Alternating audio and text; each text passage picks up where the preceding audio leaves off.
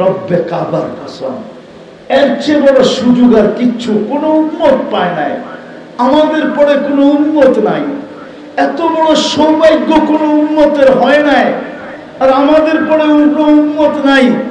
এই সৌভাগ্য আর কার হবে যে খোলা আকাশের নিচে চিৎকার দিয়ে ঘোষণা দিছেন, মান তামাসসাকা বিসুন্নতি।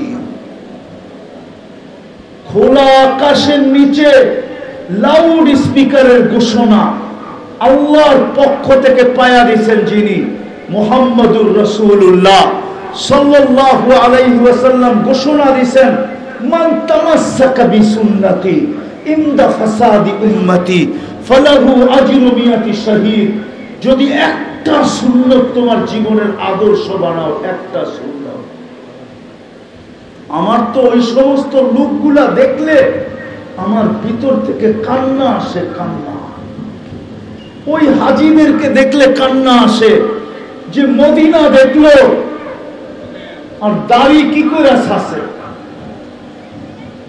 ওই হাজীকে দেখলে কান্না আসে, ওই যুবককে দেখলে কান্না আসে যাকে দাড়ি দিছিলেন জান্নাতে যাওয়ার জন্য, সে দাড়ির ভিতরে আবার বাড়ির ভিতরে ব্লেড লাগায়, তো লাগায় কি করে। ওই উম্মতকে দেখলে কান্না আসে যে উম্মতকে দাড়ি দিছিলেন শুধু জান্নাতে যাওয়ার জন্য, নাইলে আপনার আমার দাড়ির প্রয়োজন ছিল না, প্রয়োজন ছিল না। এই উম্মতের মর্যাদা পড়লে বোঝা যায় এই উম্মতের দাড়ির প্রয়োজন ছিল না, দাড়ি দিছেন শুধু জান্নাতে যাওয়ার জন্য। কি হ্যাঁ, হায় হায়, আমি তো বলি যার দাড়ি উঠছে ওর তো সারাদিন দোয়া করা দরকার, আল্লাহ একটা পাকায়া দাও। কি একটা একটা পাকায়া দাও। কেন? কেন দাড়ি যদি একটাও পাকে তো হাদিসে কুদসি, ইন্নাল্লাহা লা ইস্তাহি, আল্লাহ লজ্জা পান ওই দাড়ি পাকা আল্লাহকে দেখলে। একটা দাড়িও যার পাকছে তারে দেখা আল্লাহ, কেননা দাড়ি পাকা শুরু হয়েছে ইব্রাহিম আলাইহিস সালাম থেকে, এর আগে দাড়ি পাকতো না। সর্বপ্রথম দাড়ি পাকছে ইব্রাহিম আলাইহিস সালামের, তাও একটা। কয়টা? হাজেরা আলাইহিস, সারা আলাইহিস সালাম, ওনার বড় স্ত্রী বলতেছিল ইব্রাহিম এই সারিহিল বিয়া, এই সাদা এটা আবার কি? কেন দাড়ি পাকা তো আমরা কোনোদিন দেখি না, তোমার এটা পাকলো কেন?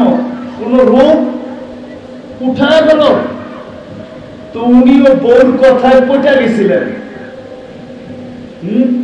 বুঝা গেল আগের থেকে পুরুষ মহিলাদের কাছে দুর্বল আর কি, চাই কুতুব, ঠিক না? কিন্তু মা বোনরা এই দুর্বলতাকে দিনের কাজে ব্যবহার করতে পারে না, এরা দুনিয়ার কাজে খুব ব্যবহার করে। বিয়ের কাজে মনে হয় বোঝেন নাই, আমার পছন্দের শাড়ি আইনা দিতে হইব, আমার পছন্দের লিপস্টিক আইনা দিতে হইব, তো দুর্বলতা রেখে এই দিকে খুব ব্যবহার করে। পছন্দের শাড়ি, পছন্দের গহেনা, পছন্দের কসমেটিক্স, পছন্দের প্রসাধনী, পছন্দের ফার্নিচার, এটির ভিতরে ব্যবহার করে, কিন্তু দিনের কাজে ব্যবহার করে না। যদি দিনের কাজে ব্যবহার করত তাহলে সমস্ত মা বোন, আমার তো বিশ্বাস বর্তমান জমানার মা বোনরা রাবেয়া বসরিকেও বলতো পিছে থাক, পিছে। কি কিতাব? সাহাবাদের মা বোন ছাড়া সমস্ত জামানার মহিলাদেরকে বলতো পিছে থাক, পিছে। যদি ব্যবহার করতে পারতো তো বলছে উঠায় ফেলো। তো ইব্রাহিম আলাইহিস সালাম হাত নিয়ে গেছেন দাড়ির কাছে, আল্লাহ উপর থেকে আওয়াজ দিছে খলিল। তো আওয়াজ শুনে হাত থেমে গেছে, উঠায়ও না। কেন? হাদিহি হিয়াল কেরামা, তোমাকে সম্মানের চিহ্ন লাগায় দিছি, চিহ্ন, এটা সম্মানের চিহ্ন। এই জন্য আমাদের কিতাবে আছে এক মুহাদ্দিস মারা গেছে, তো স্বপ্নে দেখার পরে সবাই জিজ্ঞাসা করছে যে আপনার সাথে আল্লাহ কি ব্যবহার করলো? কয় দাড়ি দেখায়া জান্নাতে চলে গেছি। কয় দাড়ি দেখায়া মানে? তো পুরা কাহিনী খুলে বলতেছে স্বপ্নে। আল্লাহর সামনে যখন উপস্থিত হয়েছি তো আল্লাহ জিজ্ঞাসা করছে, ওই বুইরা খাটাস কি নিয়ে আইসোস? ও দাড়ি পাকনা বুইরা কি নিয়ে আইসোস? তখন হাদিস মনে উঠছে, তখন বলছি কিচ্ছু নিয়ে আসি না, শুধু দাড়ি নিয়ে আইছি, কিচ্ছু না। আল্লাহ আরো চাইতে গেছে, দাড়ি, শুধু দাড়ি? কেন চেতেন কেন? আপনি কি জিবরিলকে বলেন না? জিবরিল কি আমাদের নবীজিকে বলে নাই? আমাদের নবীজি কি সাহাবাদেরকে বলে নাই? সাহাবারা কি তার ছাত্রদেরকে বলে নাই? ওনারা কি আমাদেরকে শোনায় নাই হাদিস? আপনি সাদা দাড়ি দেখলে লজ্জা পান, এখন তো সামনে আইসা দেখতেছি উল্টা আরো রাগ হয়ে যান। তা আল্লাহ হাইসা দিয়া বলতেছে, আমিও সত্য বলছি, জিবরিলও সত্য বলছে, আমার বন্ধুও সত্য বলছে, বন্ধুর সাহাবারও সত্য বলছে, সবাই সত্য বলছে, যা তোকে মাফ করে দিলাম। দাড়ি দিছিলেন জান্নাতে যাওয়ার জন্য। কিলিংশের যুবক দেখলে আমার চোখ দিয়ে পানি আসে, যে যুবক তোকে দাড়ি দিছিল জান্নাতে যাওয়ার জন্য, তুই শেভ করস কি কইরা? মুসলমান যখন দাড়ি ছাড়া দেখি তখন চোখে পানি চলে আসে, যে হায় ওকে দাড়ি দিছিলেন জান্নাতে যাওয়ার জন্য, ও দাড়িতে প্লেট লাগায় কি কইরা? হজে যাওয়ার পরে হাজি যখন শেভ করে তো ওকে দেখলে আরো চোখের পানি চলে আসে, যে মদিনা দেখলো ও দাড়িতে প্লেট লাগায় কি কইরা? দাড়ি তো দিছিলেন জান্নাতে যাওয়ার জন্য। বিশ্বাস হয় না? বিশ্বাস হয় না? হায় হায় হায় হায়, উম্মত নবী চিনল না। এই জন্য আপনাদের পায়ে হাত দিয়া বলি, কথা তো উলামায়ে কেরাম অনেক বলছে, আমি আপনাদেরকে দুই দলকেই পায়ে হাত দিয়া বলবো, উলামাদেরকে বলবো, তোলাবাদেরকে বলবো, তোমরা এই মাসটা উম্মতের মাঝে নবীর আদর্শ বয়ান করো, সিরত বয়ান করো, শান বয়ান করো। সকালে এক জায়গায় করো, বিকালে আরেক জায়গায় করো, মানুষের মাঝে ছড়াও, এত ছড়াও যে মানুষ এত করো এক মাসে যে মানুষ ওই আগাছা ভুলা যায়। ওই আগাছা যেন যেটা জমিন থেকে উঠছে ওটা জমিনের সাথে মিশা যায়। আর আমার বিশ্বাস যেই দিন উলামায়ে কেরাম প্রত্যেক মসজিদে, প্রত্যেক মহল্লায় প্রতিদিন কোথাও না কোথাও নবীর শান, নবীর সিরত, নবীর আদর্শ, নবীর কেরিয়ার, নবীর লাইফ স্টাইল বয়ান করবে আর পাবলিক শুনবে, তো ইনশাআল্লাহ এই আগাছার দিকে আর কেউ চোখ উঠায়া দেখবে না। চোখ উঠায় আর কেউ দেখবে না, যাবে তো দূরের কথা, চোখ উঠায় পর্যন্ত দেখবে না। আমি ওলামাদের পায়ে হাত রেখা বলবো, আমি দুনিয়াতে না দেখলে এই কথা আপনাদেরকে বলতাম না। আমি দুনিয়ার অনেক দেশে দেখা আসছি, আমি দেশের নাম বলতেছি না, চলেন দুই একটা বইলেই দেই। আমি সুদান দেখা আসছি, আমি ইয়ামান দেখা আসছি, 1 তারিখ থেকে নিয়ে 30 তারিখ পর্যন্ত লক্ষ লক্ষ মানুষের মজমা হয়, শুধু নবীর শান শোনার জন্য আসে, নবীর সিরাত শোনার জন্য আসে। নারী একদিকে, পুরুষ একদিকে, ওইখানে আগাছা নাই, 30 দিন পর্যন্ত শোনায়। সুদানে একবার আমি পর্যন্ত ওই মজলিসে ইনভাইট করা হয়েছিল, আমি একবার নিজে গেছি। আমি 6 বার সুদান গেছি, 6 বার। একবার আমি নিজে গেছি ওই মজলিসে, আমি ওইখানে দাওয়াতি মেহমান ছিলাম। আমি আমার নাম ফাটাইতে চাই না, প্রচার করতে চাই না, আপনাদেরকে বুঝানোর জন্য বলতেছি। আমি নিজে ছিলাম, আমি নিজে ছিলাম ওইখানে। কেন আয়োজকরা একজন আমার বন্ধু ছিল, সে আমাকে বাংলাদেশ থেকে নিয়ে গেছেন। আর এমনই ছিল যে আমার 2 কাম একসাথে ছিল, এক সপ্তাহ পরেই আমার তাবলীগের প্রোগ্রাম ওইখানে ছিল, আমি এমনিও যেতাম, আমি এক সপ্তাহ আগে চলে গেছি, আমি ওইখানে ছিলাম। এই জন্য আপনাদের পায়ে হাত দিয়া বলি, ওলামাদের, তোলাবাদের, প্রত্যেক মসজিদের ভিতরে ডেলি একটা সময় নির্ধারণ করেন, পুরুষরা শিক্ষক, মা বোনদেরকে শিখান, আর সাধারণ সাথীদেরকে পায়ে হাত দিয়া বলবো এই মাসে নবীর একটা সিরত পড়েন, সিরতের ছোট একটা কিতাব পড়েন, ছোট একটা কিতাব।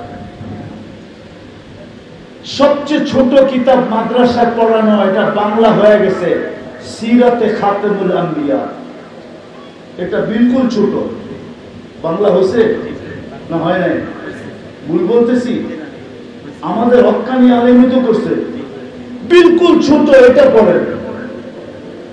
বাকিগুলো বড় বড়, অল্প কয়েক পাতা, সিরাতে খাতেমুল আম্বিয়া। আপনাদের পায়ে হাত দিয়ে বলি, নবীর শান সিরত পড়েন, চর্চা করেন। এই রবিউল আউয়াল মাসে নবীর আদর্শ শিখেন। যুবক, তোমাদের পায়ে হাত দিয়ে বলি, কেননা আমি গত এই 18 তারিখে সেপ্টেম্বরে, আরে আগস্টের 18 তারিখে আমি আসছি।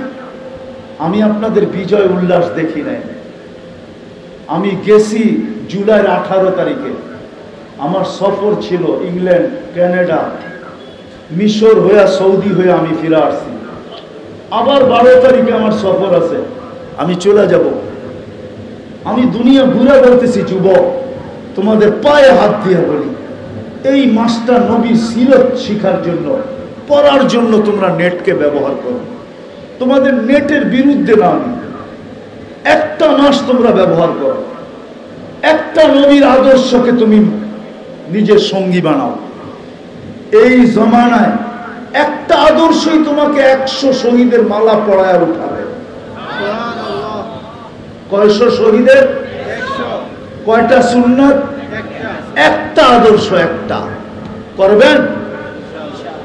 সবচেয়ে বড় আদর্শ যেটা আল্লাহর রসুলের, আজকে ছেড়া দেওয়ার কারণে ওই চিৎকার আমি আপনাদেরকে শুনাই, যেটা 1400 বছর আগে দিয়া গেছিলেন।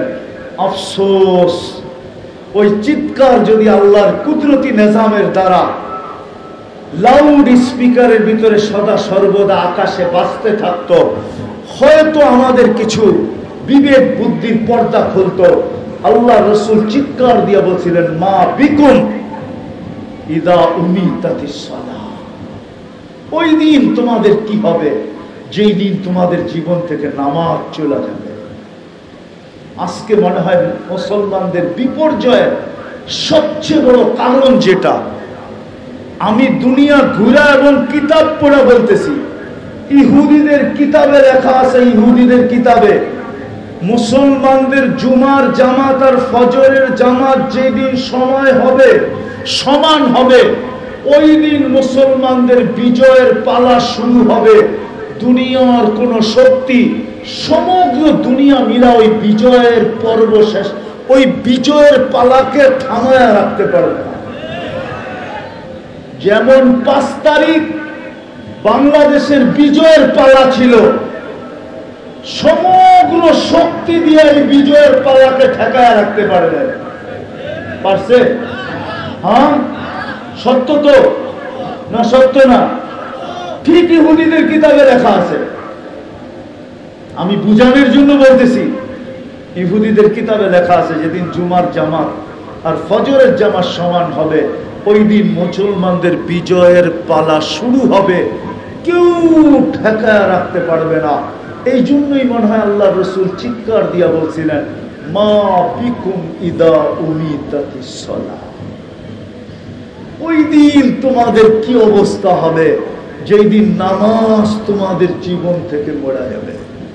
আজকে নামাজ মরে গেছে, নারীর জীবন থেকে নামাজ মরে গেছে, পুরুষের জীবন থেকে নামাজ মরে গেছে, যুবকের জীবন থেকে নামাজ মরে গেছে, বৃদ্ধের জীবন থেকে নামাজ মরে গেছে, ধনীর জীবন থেকে নামাজ মরে গেছে, গরিবের জীবন থেকে নামাজ মরে গেছে, শাসকের জীবন থেকে নামাজ মরে গেছে, শাসিতের জীবন থেকে নামাজ মরে গেছে। চলেন আজকে অঙ্গীকার করি, আল্লাহর রসুলের সবচেয়ে বড় আদর্শ